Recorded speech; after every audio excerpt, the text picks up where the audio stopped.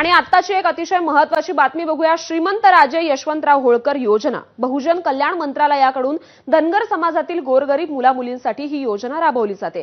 या विद्यार्थ्यांना या योजनेतून नामांकित शाळेत शिक्षणाची सोय त्याचबरोबर वसतिगृहाची सुविधा उपलब्ध करून देण्यात येते। या योजनेचा गैरफायदा घेत कोट्यवधी रुपये उकळण्यात आले आहेत। अनेक ठिकाणी विद्यार्थी संख्या वसतिगृह कागदावरच आहेत, मात्र त्यांच्या नावाने काही शिक्षण संस्थांकडून पैसे लाटण्यात आले आहेत। धक्कादायक बाब म्हणजे हे खातं ज्यांच्या अखत्यारीत आहे त्या मंत्री अतुल सावेंच्या छत्रपती संभाजीनगर मधूनच काही प्रकरणे समोर आलेली आहेत।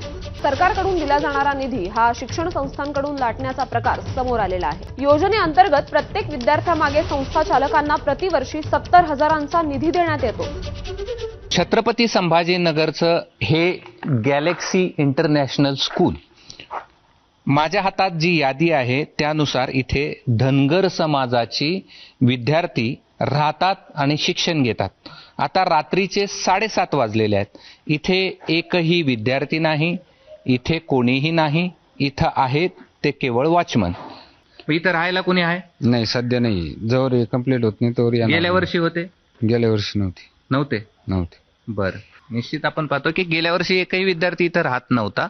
मात्र कागदोपत्री असं दाखवण्यात आलंय की इथे 100 विद्यार्थ्यांची मान्यता आहे। आता त्यातले किती विद्यार्थी या ठिकाणी राहत होते, किती विद्यार्थ्यांचे प्रत्येकी 70,000 रुपये वार्षिक उचलले गेले, हे मात्र स्पष्ट होऊ शकलेलं नाही।